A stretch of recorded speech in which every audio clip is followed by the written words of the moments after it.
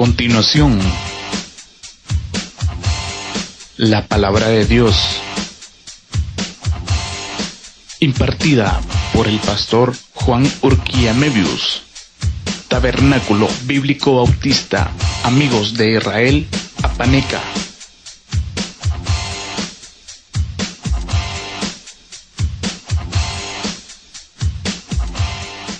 De nuestro estudio bíblico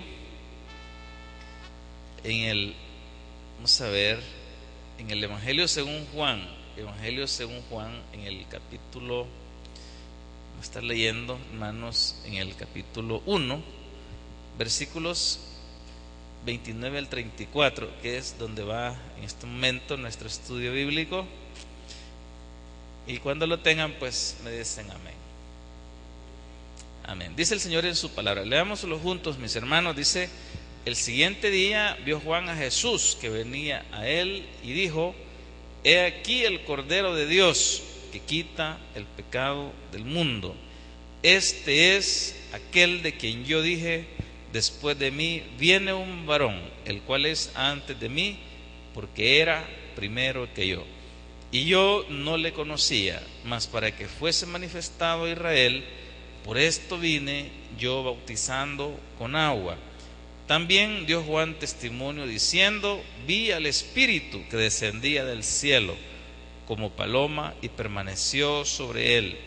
Y yo no le conocía, pero el que me envió a bautizar con agua, aquel me dijo: sobre quien vea descender el Espíritu y que permanece sobre él, ese es el que bautiza con el Espíritu Santo. Y yo le vi y he dado testimonio de que este es el Hijo de Dios. Vamos a venir en oración. Amado Dios, muchas gracias, Señor, le damos en esta tarde. Bendíganos, Señor, con el estudio de su palabra.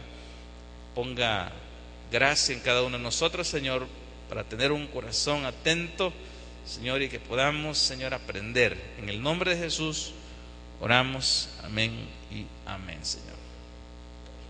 Bueno, hermanos amados, hoy vamos a enfocar nuestro estudio en el término o en Jesucristo, como siempre se hace, pero en la expresión que dijo Juan: he aquí el Cordero de Dios, dice, que quita el pecado del mundo. El Cordero de Dios que quita el pecado del mundo. ¿Cuántos conocen un cordero, hermanos? ¿Qué es un cordero? Vamos a ver si, hermano Carlitos, ¿qué es un cordero? Ajá. ¿No sabe? Vamos a ver, ¿alguien sabe? Una oveja, macho, pero es menor de un año. Ese es un cordero. O sea, es un macho de las ovejas, pero que no tiene más de un año de edad, ¿verdad? Ahora, imagínense ustedes, mis hermanos, viendo a un corderito. Imagínense que a usted le dijeran: vaya, vamos a matar este corderito, ¿verdad? Y se lo dan a usted de menos de un año y le dan el cuchillo, ¿verdad? Y usted se queda viendo el corderito y en vez de matarlo, dan ganas de abrazarlo, ¿verdad? Porque son bien, número uno, su inocencia, su agradabilidad, decir, hermanos, que el cordero pues inspira el carácter, número uno, de mansedumbre. Fíjese bien, el cordero inspira mansedumbre, docilidad, humildad. Son tres conceptos, hermanos, tres características que se observan. En él hay inocencia, por ejemplo, manso, ¿verdad? Acuérdese que Jesucristo dijo: aprended de mí, dijo en Mateo capítulo 12, aprended de mí, dijo, que soy manso y humilde de corazón, y hallaréis descanso para vuestras almas. El primer punto, cuando vemos a un cordero, vemos su fragilidad, vemos su inocencia, dócil. ¿Qué es dócil, hermanos amados? Que fácilmente usted lo puede conducir fácilmente. No es como que usted tenga un toro bravo, ¿verdad? Que tiene que pegarle con un garrote, ¿verdad?, para que haga caso. Y decir, hermanos amados, cuando usted está viendo un cordero, tiene características propias. Ahora bien, y además de eso, pues humilde, ¿verdad? Eso significa, hermanos, muchas cosas. Usted se preguntará, ¿verdad?, ¿y por qué es que Dios demandaba sacrificios en el Antiguo Testamento relacionados con este tipo de animalitos, en su inocencia, en su fragilidad? Era, hermanos amados, para mostrarle al hombre que el pecado engendra la muerte, como al final lo dice Pablo ahí en su carta a los Romanos, dice, porque la paga del pecado es muerte, mas la dádiva de Dios es vida eterna en Cristo Jesús, Señor nuestro. Y fíjese que cuando estamos hablando aquí de cuando Jesús, hermanos, se acerca a Juan, dice en el versículo 29, ¿verdad? Estamos leyendo en Juan capítulo 1, versículo 29. El día siguiente vio Juan a Jesús que venía a él y le dijo: he aquí el Cordero de Dios que quita el pecado del mundo. Fíjese bien, hermanos, no es nadie más sino que Jesús, el Cordero de Dios que quita el pecado del mundo. ¿Y cómo nace, hermanos amados, esta ¿cómo decirles?, esta situación de que este Cordero venía para ser sacrificado? Venía, hermanos, porque tenía que morir. Yo insisto mucho en esta situación, ¿verdad? Jesús tenía que morir. Vamos a ver algunas citas, hermanos, que nos van a dar una mejor idea de la necesidad de la muerte de Jesús. Vamos a ver, en primer lugar, dónde surge la situación de que había que sacrificar un cordero. Váyase, por favor, al libro de Éxodo capítulo 12. Ahí vamos a encontrar, en Éxodo capítulo 12, vamos a encontrar, hermanos, el tema de la institución, fíjese bien, de la Pascua. La Pascua. ¿Cuál era el propósito de la Pascua, hermanos?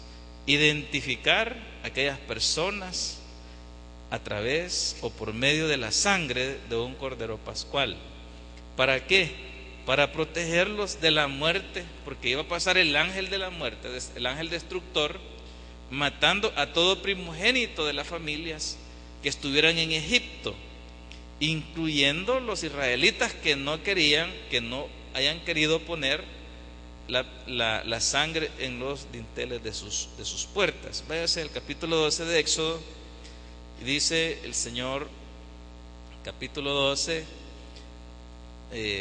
vamos a leer del versículo 1 hasta el versículo 5.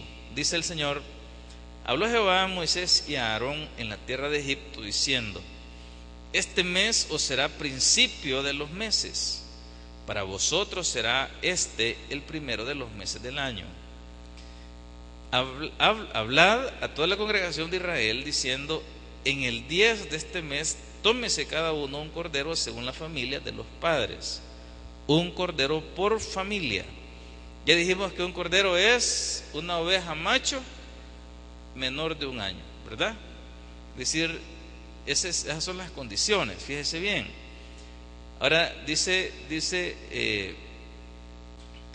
en el versículo 4: mas si la familia fuere tan pequeña que no baste para comer el cordero, entonces él y su vecino inmediato a su casa tomarán uno según el número de las personas, conforme al comer de cada hombre haréis la cuenta sobre el cordero. Versículo 5, aquí describe las condiciones que debe de cumplir o tener este animalito que se va a tomar. El animal será, dice, sin defecto. Primer punto, ¿verdad? Sin defecto quiere decir que perfecto. En el caso se aplica a Jesús. Jesús fue perfecto. Pero dice aquí sin defecto, número 1. Número 2, macho de un año. Macho de un año. Y número 3 dice ahí: lo tomaréis de las ovejas o de las cabras. O sea, aplicaba cualquiera de los dos tipos de animalitos, pero tenía que ser macho, sin defecto, y aquí dice de 1 año, ¿verdad? De 1 año. Entonces, aquí surge en primer lugar el concepto, cuando Juan el Bautista ve a Jesús, dice: he ahí el Cordero de Dios, que quita, dice, el pecado del mundo. Entonces, hermanos amados, entendemos que Jesús con su sangre nos limpia de todo pecado. Eso enseña Juan en la tercera carta, en la primera carta dice Juan, dice: porque la sangre de Jesucristo su Hijo, dice, nos limpia de todo pecado. La sangre de Jesucristo su Hijo nos limpia de todo pecado. Ahora, vámonos por favor a buscar una cita en Isaías capítulo 53. Fíjese bien, Isaías capítulo 53, versículos, vamos a ver, libro de Isaías capítulo 53. Amén. Muy bien. Isaías 53, vamos a ubicarnos en el versículo 3 en adelante, 3 al 7. Bien, dice el Señor en su palabra: despreciado y desechado entre los hombres, varón de dolores, experimentado en quebranto, y como que escondimos de él el rostro. Fue menospreciado y no lo estimamos. Ciertamente llevó él nuestras enfermedades y sufrió nuestros dolores, y nosotros le tuvimos por azotado, por herido de Dios y abatido. Mas él herido fue por nuestras rebeliones, molido por nuestros pecados. El castigo de nuestra paz fue sobre él, y por su llaga fuimos nosotros curados. Todos nosotros nos descarriamos como ovejas, cada cual se apartó por su camino, mas Jehová cargó en él el pecado, dice, de todos nosotros. Angustiado él y afligido, no abrió su boca. Como cordero fue llevado al matadero, y como oveja delante de sus trasquiladores enmudeció y no abrió su boca. Entonces, si ustedes se fijan, el corderito, el cordero, como él en su inocencia no conoce, ¿verdad?, que va a ser sacrificado, él no percibe. Sin embargo, dice que como cordero fue llevado, dice, al matadero. Aquí estaba dándose una profecía acerca de Jesús, acerca de la muerte, de dolor que Jesucristo pues iba a padecer para llevarnos al Padre, para morir por nosotros, ¿verdad? Es decir, la muerte de Jesucristo su Hijo era tan importante para que hubiera una remisión, una redención del hombre. Ahora bien, vamos a ubicarnos, váyase por favor al libro de Hebreos capítulo 10, para quedarnos con Juan. Hebreos capítulo 10, Hebreos capítulo 10, y vamos a ver, libro a los Hebreos, en el capítulo 10, vamos a ver acá, nos dice el Señor acá, en el versículo 1, cuando lo tengan me dicen amén, por favor. Muy bien, dice el Señor, Hebreos capítulo 10, porque la ley, teniendo la sombra de los bienes venideros, no la imagen misma de las cosas, nunca puede, por los mismos sacrificios que se ofrecen continuamente cada año, hacer perfectos a los que se acercan. De otra manera, cesarían de ofrecerse pues los que tributan este culto. Limpios una vez, no tendrían ya más conciencia de pecado. Pero en estos sacrificios cada año se hace memoria de los pecados. Porque la sangre de los toros y de los machos cabríos no puede quitar los pecados. Por lo cual, entrando en el mundo, dice: sacrificio y ofrenda no quisiste, mas me preparaste cuerpo. Holocausto y expiación por el pecado no te agradaron. Entonces dije: he aquí que vengo, oh Dios, para hacer tu voluntad, como en el rollo del libro está escrito de mí, diciendo primero: sacrificio y ofrenda y holocausto y expiaciones por el pecado no quisiste, ni te agradaron, las cuales cosas se ofrecen según la ley. Y diciendo luego: he aquí que vengo, oh Dios, para hacer tu voluntad. Quítalo primero para establecer esto último. En esta voluntad somos santificados mediante la ofrenda del cuerpo de Jesucristo, hecha una vez para siempre. Ahí estamos hablando, hermanos, del cuerpo de Cristo, porque Él es el Cordero de Dios que quita el pecado del mundo. Versículo 11: y ciertamente todos los sacerdotes, fíjese bien, todo sacerdote está día tras día ministrando y ofreciendo muchas veces los mismos sacrificios que nunca pueden quitar los pecados. Todo aquel sistema de sacrificios del Antiguo Testamento no podía quitar el pecado. ¿Y qué hacía entonces? Solamente lo tapaba. ¿Y cuándo iban a ser lavados? Cuando Cristo viniera, cuando Cristo muriera. Todos aquellos pecados que estaban guardados, que estaban tapados, con la sangre de Cristo se iban a limpiar. Ese era el propósito que nos habla aquí en el versículo 11. Entonces dice aquí en el versículo 12: pero Cristo, habiendo ofrecido una vez para siempre un solo sacrificio por los pecados, se ha sentado a la diestra de Dios. Fíjese bien: pero Cristo, habiendo ofrecido, ¿cuántas veces dice ahí?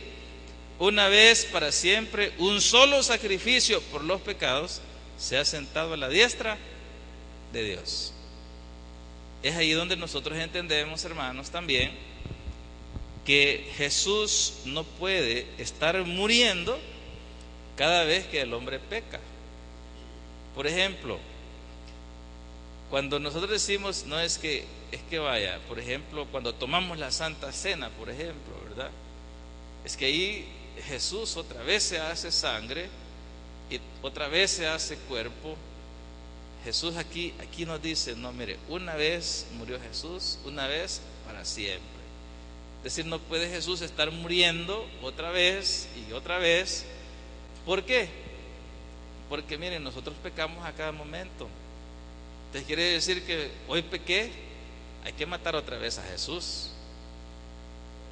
Hoy mentí, hoy tengo que matar otra vez a Jesús.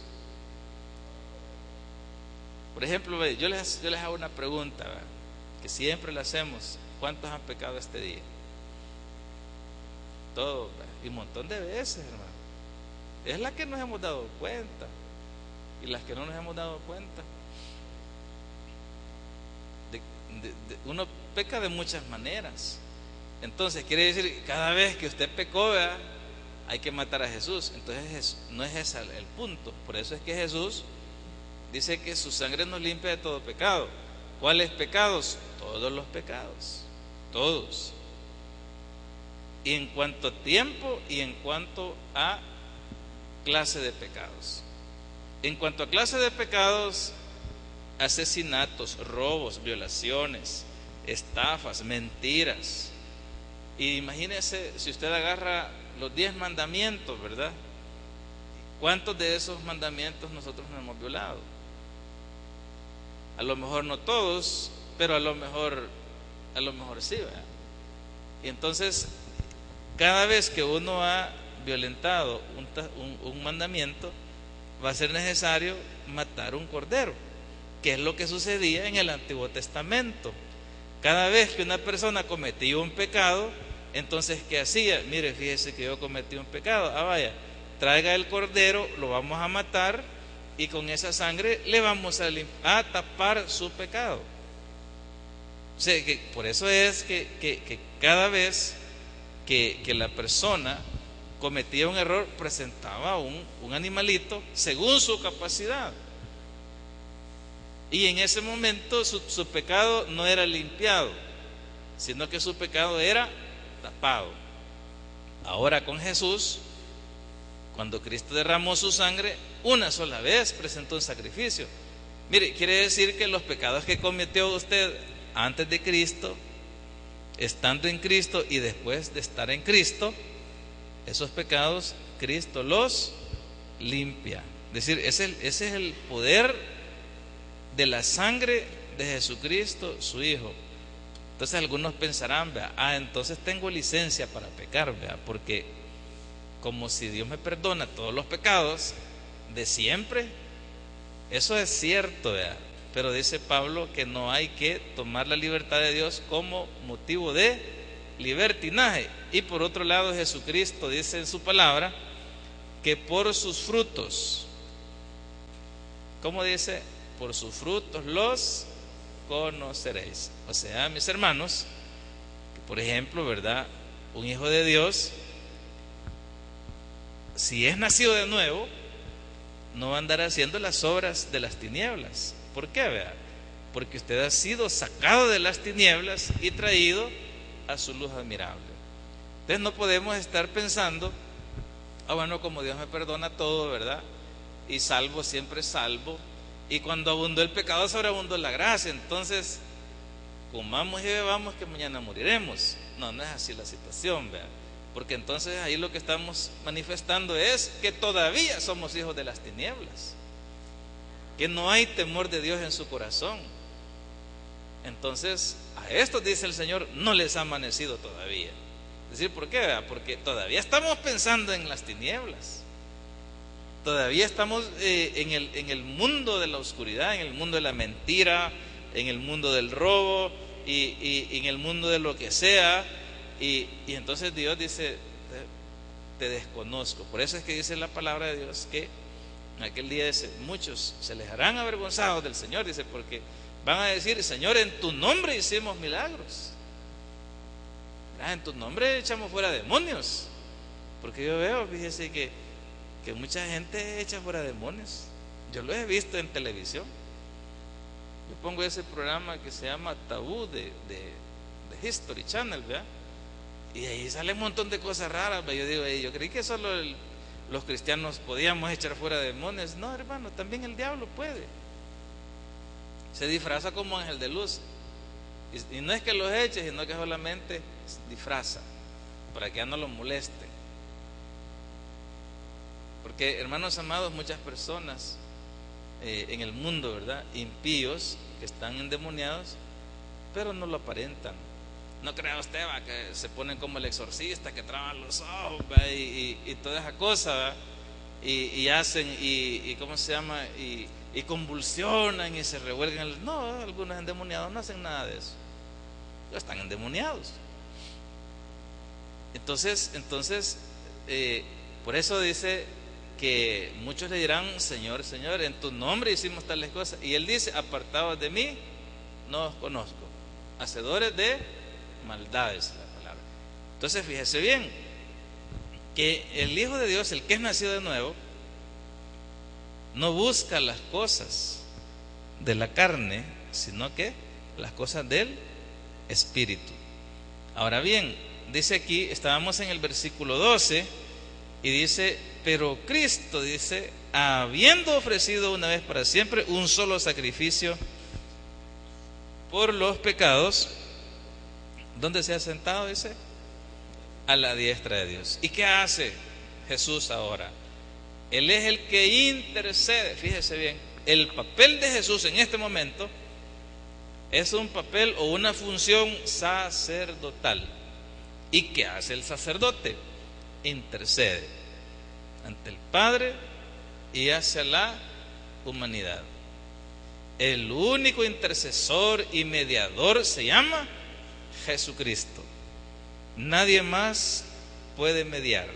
Jamás en la palabra de Dios no se registra que nadie intercede, nadie, solo Jesucristo, porque ese es el papel que a Él le fue asignado como Hijo de Dios. Entonces, ahora dice que se encuentra a la diestra de Dios. Por eso es que cuando se estaba dando el martirio de Esteban allá en el libro de Hechos, cuando él estaba siendo apedreado y estaba muriendo, él dijo, ¿verdad?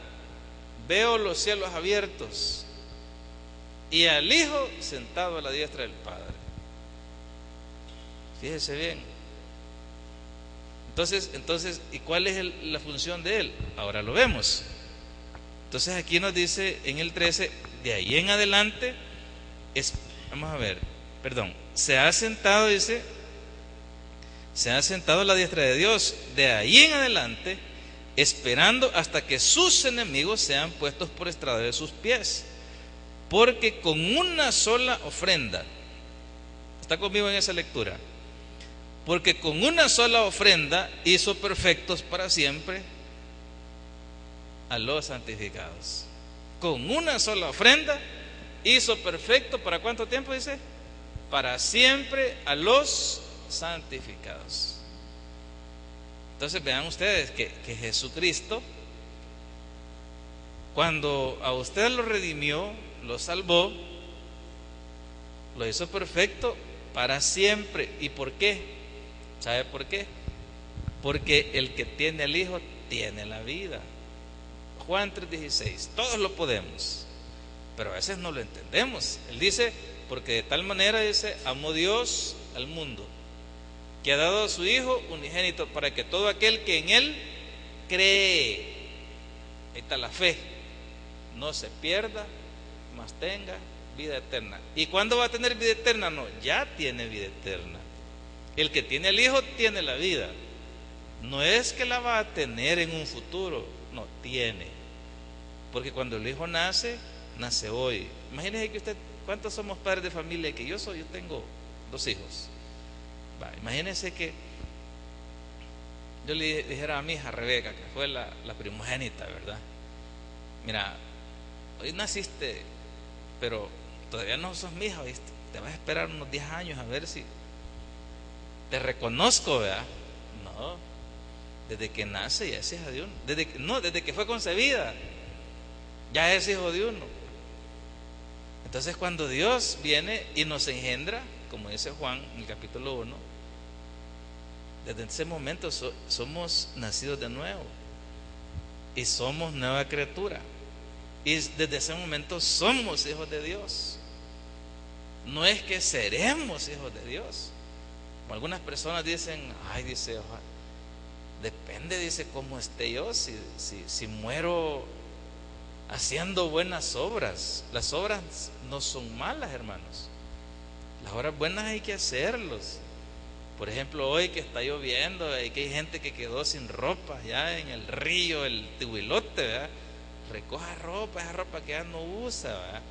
Los zapatos que estén buenos, ¿verdad? No va a llevar las chancletas ya rotas por el chucho, ¿verdad? No, mire, lo que está bueno lo agarra usted y lo lleva. Esas son buenas obras, pero eso no salva a nadie. Eso no salva a nadie. Es decir, porque a uno lo salva una sola cosa: la fe en Jesucristo, nada más.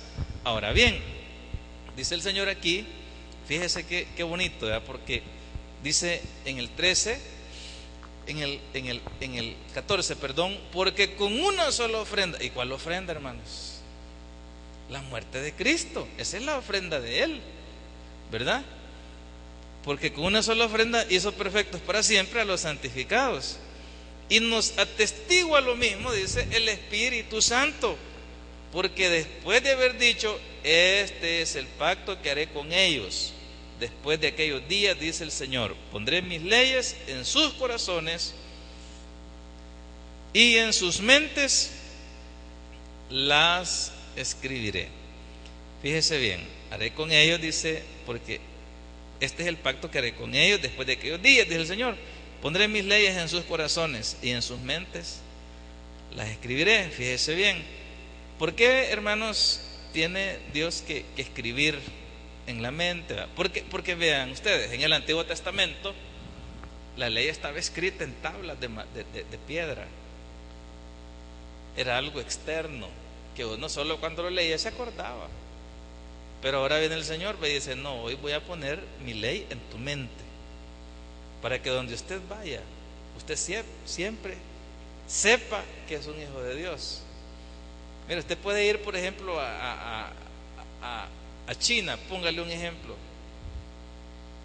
Y el hecho de que esté en China no quiere decir: aquí nadie me conoce y nadie me ve, ¿verdad? Aquí me voy a emborrachar y a hacer lo que yo quiera, ¿verdad? Porque aquí no está el hermano Carlitos, no está la hermana Beatriz, no. Entonces aquí voy a hacer lo que quiera. Mentira, hombre.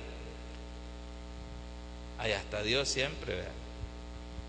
Porque Dios está en todos lugares. Entonces el que no es un hijo de Dios, así anda pensando, ¿verdad? Se esconde. Pero ¿quién se puede esconder de Dios? Nadie, ¿verdad? Entonces vean ustedes, dice aquí en el 17, y añade, dice aquí: y nunca más me acordaré de sus pecados y transgresiones. Ya Dios ya no se acuerda. Ya Dios ya no se acuerda. Por eso es importante, hermanos, que la persona, fíjese bien, nazca de nuevo. Porque miren, Satanás es muy astuto.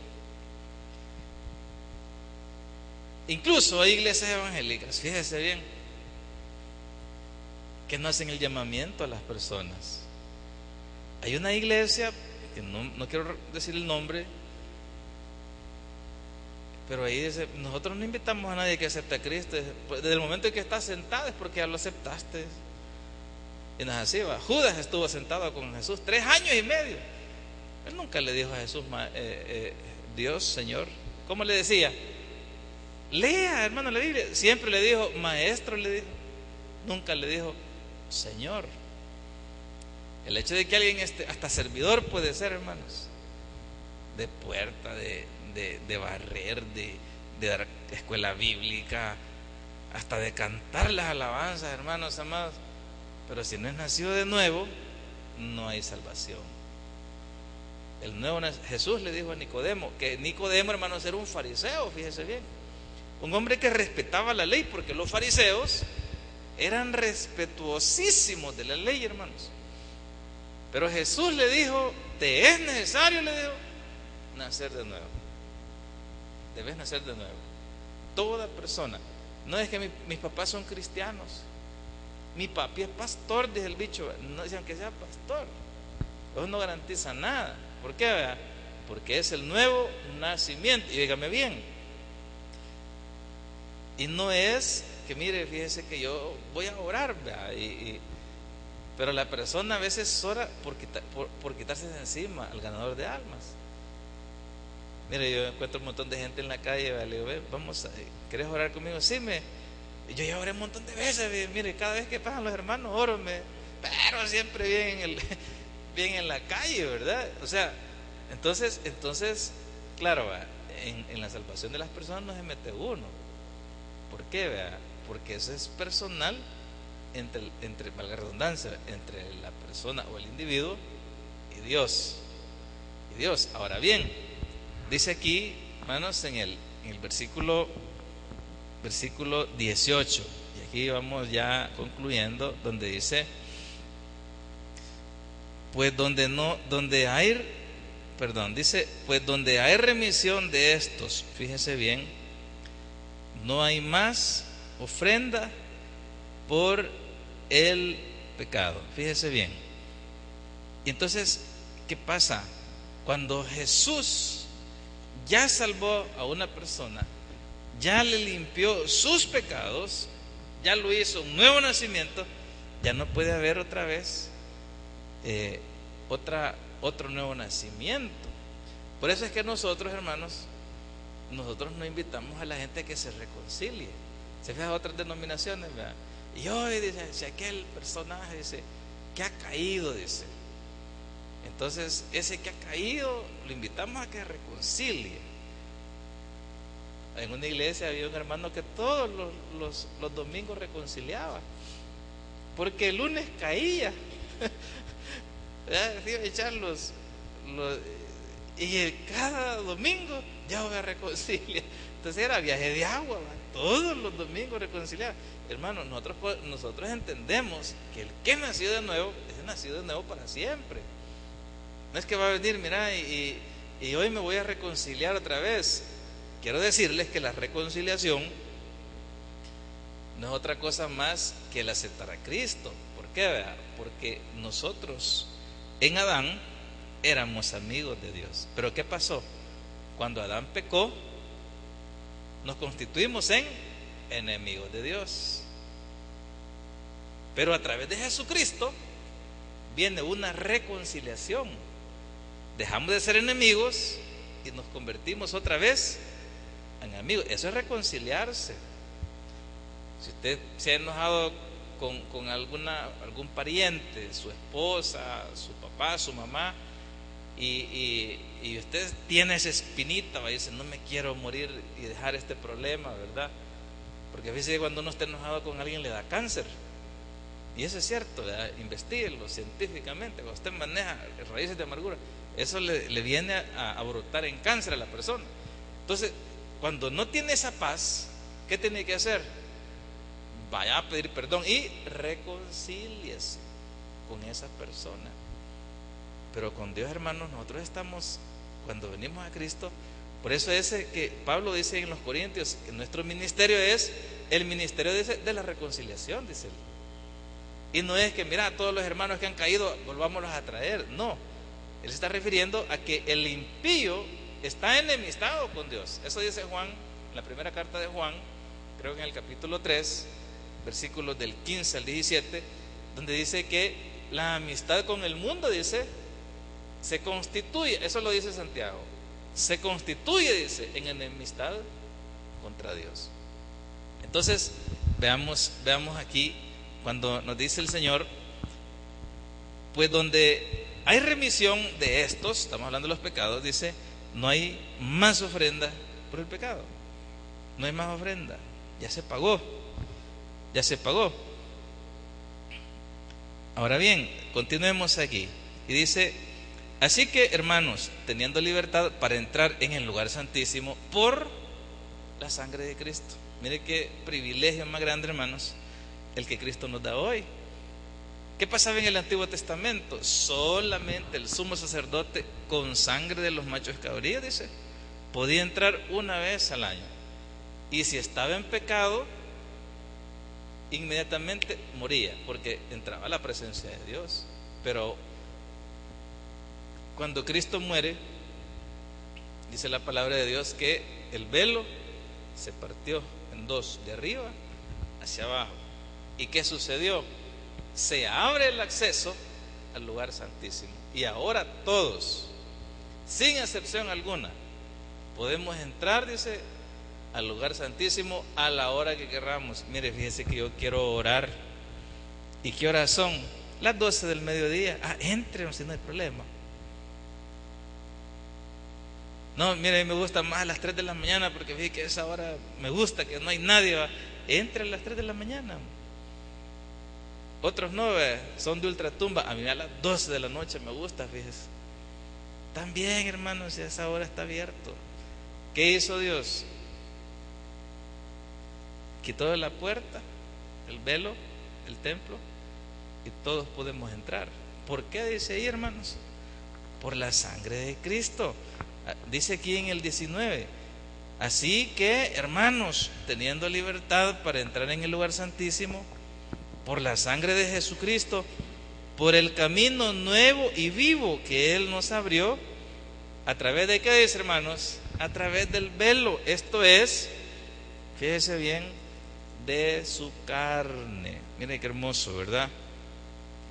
Y teniendo un gran sacerdote sobre la casa de Dios, acerquémonos con corazón sincero, en plena certidumbre de fe, purificados los corazones de mala conciencia y lavados los cuerpos con agua pura.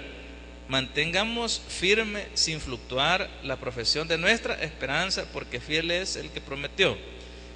Amén. Ahora, hermanos amados, regresemos allá al Evangelio de Juan, donde nos dice el Señor acá donde dice en el versículo Juan 1:29, donde dice: he aquí el Cordero de Dios que quita el pecado del mundo. Inocente, limpio, humilde, hermanos, pero Jesús vino a morir por el mundo pecador. Ahora, versículo 30.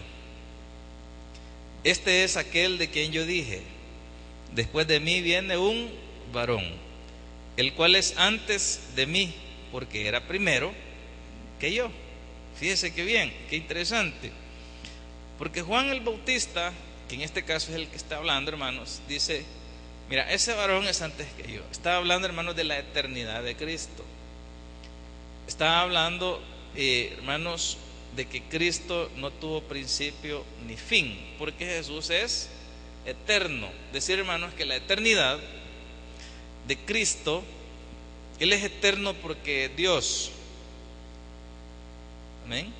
O sea, Jesús, hermanos, es eterno porque Él es Dios. Ahora bien, dice aquí en el versículo 31: y yo no le conocía, mas para que fuese manifestado a Israel, por esto vine yo bautizando con agua.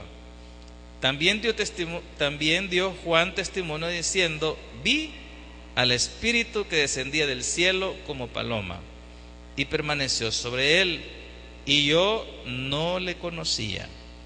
Pero el que me envió a bautizar con agua, aquel me dijo: sobre quien vea descender el Espíritu y que permanece sobre él, ese es el que bautiza con Espíritu Santo. Y yo le vi y he dado testimonio de que este es el Hijo de Dios. Muy bien, hermanos amados, Jesucristo, que es el Cordero, específicamente Él vino a morir por nuestros pecados. Cuando le dice Él a los discípulos: es necesario que yo suba a Jerusalén y que sufra por los ancianos, por los sacerdotes, por los escribas de Israel. Y Pedro se le acerca y le dice: no, Señor, le dice, que no te suceda eso. Entonces Jesús le dice: apártate de mí. ¿Cómo le dijo, hermanos? Satanás le dijo. ¿Sabe por qué? Porque si Jesús no hubiera muerto, hermanos amados, todos nosotros estaríamos en este momento, hermanos, con rumbo al infierno, porque solamente la sangre de Cristo, su Hijo, nos quita todo pecado. Muy bien, mis hermanos, vamos a llegar hasta aquí en el estudio de la palabra. Quiero que cantemos ese coro que dice: Jesús, mi fiel amigo, número 589 en nuestros himnarios. Si tiene pues himnario, me acompaña. Vamos a orar. Amén. Si se lo puede, pues cantémoslo, ¿verdad? Amén. Jesús, mi fiel amigo, mi dulce caminar, quédate conmigo, no quiero volver atrás, no quiero volver atrás. Llévame allá donde sé que habrá paz, donde tengo que callar para escucharte hablar, donde todo es realidad y el tiempo no existe más. Una y otra vez, al estar yo junto a ti, no me puedo contener. Cuando me miras así, ya no hay nada que decir y eres todo para mí. Jesús, mi fiel amigo, mi dulce caminar, quédate conmigo, no quiero volver atrás, no quiero volver atrás. amado Dios, muchas gracias le damos en esta noche, Señor. Señor amado, gracias por su presencia. Gracias por bendecirnos, por permitirnos, eterno Dios, presentarnos ante usted con un corazón agradecido, humilde, buscando, Señor, su presencia. Le suplicamos, Padre, que perdone nuestras faltas, nuestros errores, que limpie, Señor, nuestros corazones, para estar a cuentas, mi Dios, y poder entrar, Señor, al trono de la gracia, al lugar santísimo, Señor, a su presencia, Padre, y poder, Señor, glorificar su nombre y decirle, Señor, muchas gracias. Perdone, Señor, gracias por la vida.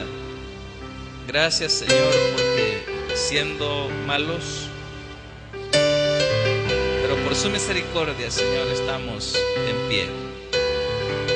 Perdone, Señor, todos nuestros pecados. Perdone nuestras faltas, Señor. Quizás hemos podido ayudar a alguna persona y no lo hicimos. Quizás, Señor, pudimos regalar un bocado de pan, Señor, al hambriento. No lo hicimos. Le negamos un vaso de agua y no lo hicimos, y eso es pecado. Pero hoy, Señor, queremos enmendar nuestros errores y ponernos a cuentas, mi Dios, y pedir misericordia, apelar a su misericordia, a su gran amor, Señor. Muchas gracias. Usted nos da la vida. Usted nos da, Señor, el aire que respiramos. Nos da la bendición, Señor, de una familia, de una iglesia, Señor. Nos da la bendición de tener un empleo, algunas personas, de tener nuestros negocios, Señor, de salir adelante, Señor, en los compromisos. Y solo es su mano la que nos provee, Señor, y nos bendice. Gracias, Jesús. Dulce refugio en la tormenta es Jesucristo el Salvador. Él me alienta y alimenta con su palabra y su amor. Vengo a reposar en Él. Él es mi amigo fiel. Una poderosa y fresca unción llenará mi corazón. Dulce refugio en la tormenta es Jesucristo el Salvador. Es Jesucristo el Salvador. Ahora, Dios amado, oramos por las necesidades de las personas que están enfermas, Señor. Sabemos que hay enfermedades, Señor, que están asediando a algunos hermanos, algunas hermanas. Personas, Señor, que están padeciendo, mi Dios, diabetes. Personas que están, Señor, con sus niveles altos, mi Dios. Padre, pero eso usted puede, Señor, limpiar ese exceso, Señor, de grasa, de lo que sea, Señor, en el cuerpo. Su palabra dice: si tan solo tuviera fe como un grano de mostaza. Y hoy nos presentamos, mi Dios, a pedirle por esos milagros. En este momento, Señor, ministramos la fe a las vidas. En este momento, Señor, le adoramos. Le decimos muchas gracias, Señor, por aquí estamos. Aquí estamos, Señor, exaltando su nombre, bendiciendo su nombre, Señor. Porque usted es grande, Señor, en misericordia. Alto y sublime Dios, bendecimos su nombre en este momento, Señor. Y reciba nuestra adoración, Señor. Reciba nuestra alabanza, Padre. Con un corazón agradecido, humilde, Señor, nos presentamos. Le decimos, Señor, bendiga esas vidas. Sane esas personas, Señor, que están enfermas. Si hay bacterias en esos cuerpos, Padre, en el nombre de Jesús, échelas fuera, Señor. Porque solo usted, Señor, puede restaurar, Señor, esa vida, esa salud, Señor. Personas que han ido muchas veces a los médicos y no han podido, Señor, ser restaurados, porque los médicos no tienen poder. Ellos recetan, ellos prescriben, Señor, según ciertos patronos observados. Pero usted, Señor, una palabra suya bastará. Solo una palabra. Por eso, Señor, ponemos en sus manos esa enfermedad, Señor. Ponemos en sus manos, Señor, esa carga, Señor. Esa carga económica. Esas personas, Señor, que no salen, Señor, de su problema, Señor. Pero usted tiene en lo alto de los cielos abundancia. El sol, la tierra, el mundo, Señor, son suyos, todo le pertenece. Y en este momento, Señor, oramos también por esas personas que están buscando, Señor, un empleo. Esas personas, Señor, que están pasando una situación económica difícil, pero que usted hasta este momento, Señor, les ha sostenido con su diestra.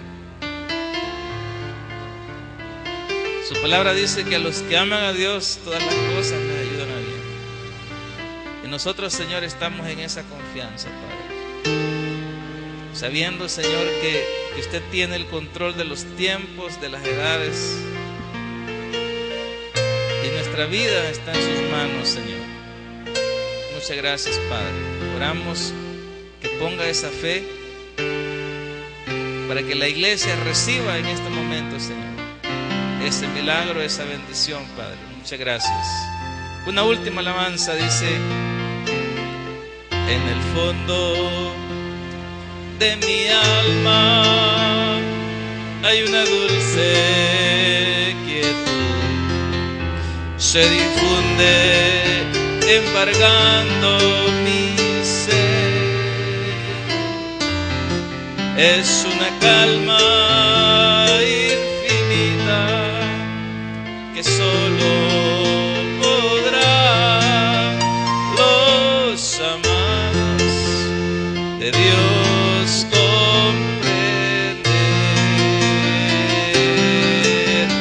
Paz, paz, cuán dulce paz es aquella que el Padre me da.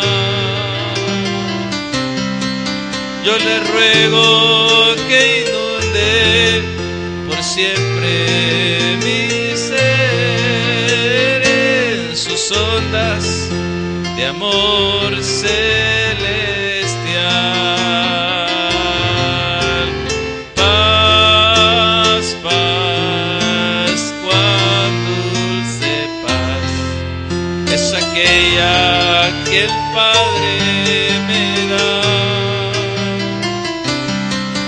Yo le ruego que inunde por siempre mi ser en sus ondas de amor celestial.